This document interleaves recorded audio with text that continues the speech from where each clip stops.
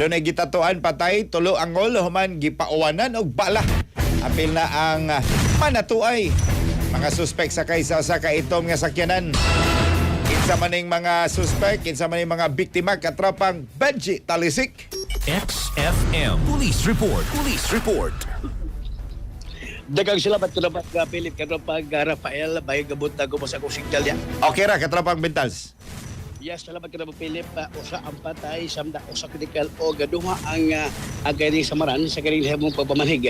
Dahil mismo sa may sitio Tambis, Barangay Kapiuan sa Bukira Barangay sa lungsod sa Argao. Nahitabo ni kagabi ka naman Philip, pasado na sa bentag na dahil sa may sitio Tambis sa Baoga Barangay. Unya, kaning namatay ang biktima. Muna ilang pa ni mga itong gibidyo karon nga mao si Rocky Bernabe Silada. 36 anyos. Unya, dili ka galang minyo ni siya. Tapos, ang ikaduha mao si Edsel Arroyo Campaner unya hiko ng edad samtang man si ang critical unya kaning duha ka mga samaran kani si Anselmo Canitan Uritao ug yaman si Anderson Padillo 37 anyos kaning si Anderson katabang Philip naroon na igo kaning natapsingan siyang pa samtang kaning si kaning Anselmo dala po igo sa yaga mga lawas nasa katabang Philip ang kaning mao mga biktima nagkakuan kaning si kaning si Rocky nagpatato ni Edsel diyan lapita sa kaning kuan kaning ang balkonahay onya na CCTV katabang Philip apan ang pangota tumuga na tungod kay gipansag din ang kanang katong sa pagtato tato bang gikamit So ay kurente.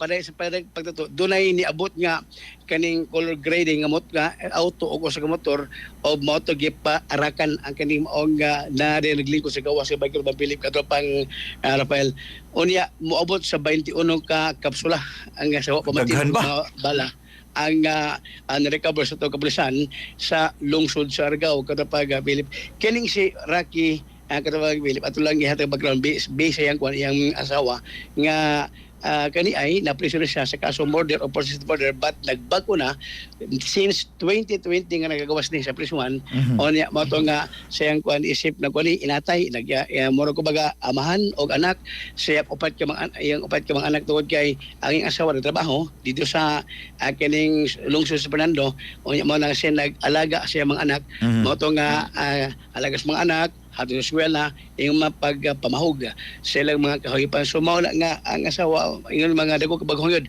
ang kaning nahitabo siyang bana apan niadtong buwan sa Marso lang katubang Philip mato pa sa ingong asawa nga doon na nagisita ang kaning maong iyang bana nga kaya bitong namaligag illegal mo to nga igisita nga dili mo sud dili kay mo to palagi nga pagwas manggod ka Philip nga mahibaw nga na yung mga illegal din niya ikaw nga nadir na puyo tapos nagikasumar ko baga ang pagdula sa mga automatic na sila suspect ana so man nga ang iyang badlong nga dili dire el palayo nya kay gisumbor po ni sa mao nga biktima sa kining Peace and Order Council committee chair sa kining barangay Kapiuan o nya hantod kato nga moto nga kagabi nahitabo sila pero ang kani ubay-ubay pa nga mga anggulo at na.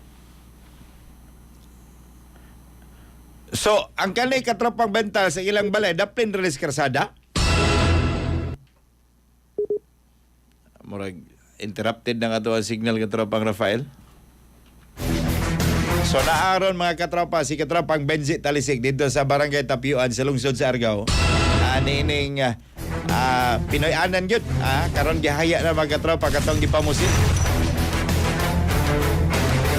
Luoy sa din taon. Katropang Bentals. So ato pa binauna katong Philip ang kani ang kwan ang kaning mabutan sa bayo bitaw na o kanang kwan kanang igsuon sa iyang asawa sa man. No. Ang kaning kwan ang kaning una kanang puti mo na siya ang kwan ang igsuon sa asawa sa kaning biktima. Yan ang igsuon sa asawa sa biktima. Okay, wa daw grabing patilisanga, wa kasubos ang gibati ang iyang kagabi dihang nagdunggan ug nakita niya ang kaning pagbabago. Dool Ranis Highway ang ilang balay katropang Bentals? Actually, okay. Interior process barangay morning dan nya kaning kuan ni barangay road. O nya diin man ang sakyanan di harasad. Kanang gikuan sa patrol. Diha patrol na to, diha ni parking. Mani. Nya miduol ra dito nila ang gunman. Di dool. Ino ka Philip mo to nga ni dire kaning tugan-tugaran o dire gibanhigan. Pila ka buok gunman usara? wa matino ka mabilip kung pila ang gunman sa kini papamuskil pero duha ang nigawas pero ang sakay sa auto mas matino pila ka buok og ana po nagmotor ka ang Pilip ang kini maong mga suspect nga may banig ipaarak sa kaning mga biktima nga na diri gingkod sa kaning beranda diri sa Panimay diri ra ato na pamahayag ni Maria. Sige. Algo rap. May buntag nimo. Kung mga mambelinsi talisi ko sa XFM, di lang ako pagkita no niya. Kasi ito yung gani mo. Imong ato, pangalan mo ba? Angga. Kasi mo gusto? Nickname ba? Kasi yung Angga gusto? Itawag ba? Alias? Maria. Maria. Ma'am, kanang pakias ko no. Kasi imong nakitan, nasaksihan kagabi sa kaning katong nahitabo nga pagpaarak. Kuha na, sir, mga alas 7 sa gabi, nagpakuha ko sa kumpares dito sa Taluot, kikikan ko og syudad. Pag abot na mo diri, na diha sa among balay, kana diha na ni hapon me. Unya, pag human na mo pa ni hapon, ang akong pares ni dulhog diri kay kanang nagtatuanay naman sila din he. Unya, ako dito sa among balay, naglaptop ko, kana ko gibuhat. Mga alas 9 na kapin, mga alas 9:25 gyud to. Mga alas 9:25 gyud to nakadungog na kog buto-buto. Pila ka buok? Kasi pak ana pati sunod jud kaayo. Murag kanang libintador nga kana bitang pang New Year nga dugay kay ni putol ang iyahang buto-buto. Ikaw ato, asa mo magtuo? Nga ito ang klase ka buto? Kanang abi nako nga base nagpaka-paka ang kuryente diri kay nagtato man sila. Oo.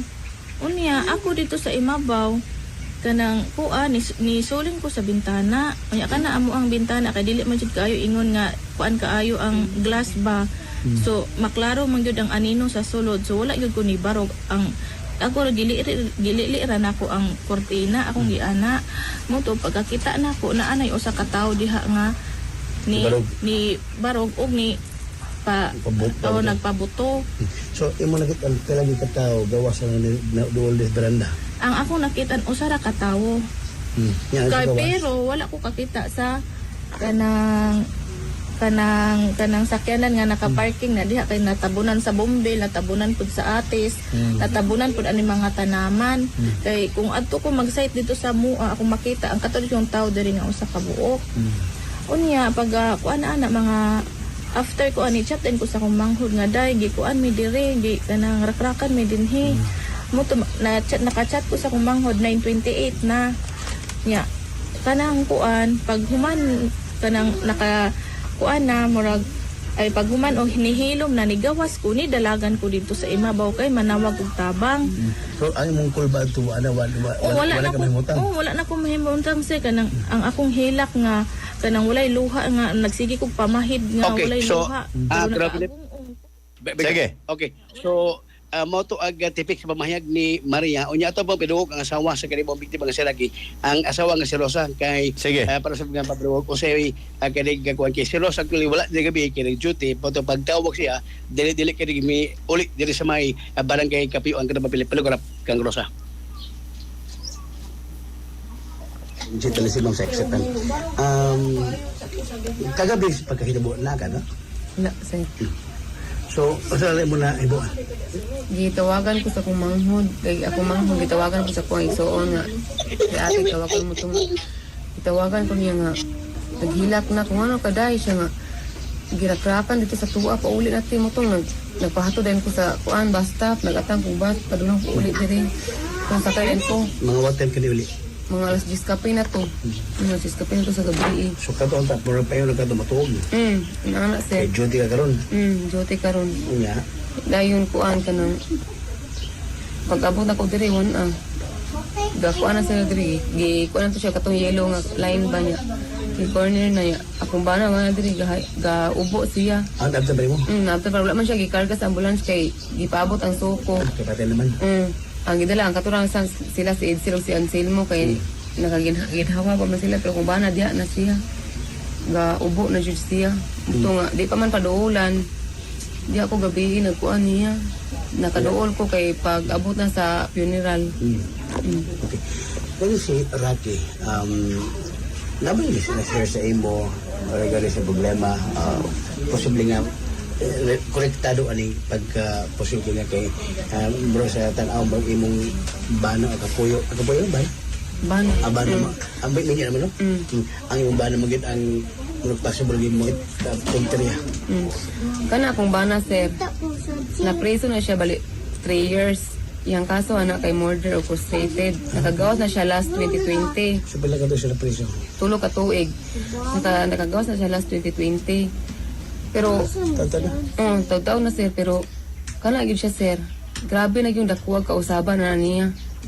Amo ang mga silingan, ayang mga kaliwat ito, iyang mga silingan to sa bae. So, Amo mo ang ka to silingan pag Philip Agatipig sa mamahayag sa asawa ni Rocky nga humas kini nga mapriso, di ko kabagkuhan o mo ko baga nagbago na gyud. Tugo lang to gisita nga mo posible gituan unya ang atong PNP pa din pa sa pagpalawom sa investigasyon kung sa posible motibo o kinsa ang mastermind kay ko mo tanong ko Philip amo ra di basta tungod kay ang mga gunman o kanang suspect sa on board sa usa ka sakyanan o motor so posible nga dunay kaya ang kini mao nga nagpasugo sa pagposil patay sa biktima karon Philip.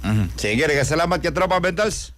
So, muna, gikan din mismo sa panimay sa biktima nga gipatay din mismo sa may Sitio Tambis, Barangay Kapiuan, Bukid ng Barangay sa lungsod sa Aragao. Kaubalik ko na pang genre, redoblado. Alang sa ng Pilipino, para sa Pilipinas yung katropa, Benji Talisik, ex-Mayus. Live report. Cellphone Plus Gold. Mapalit sa mga butika sa inyong lugar.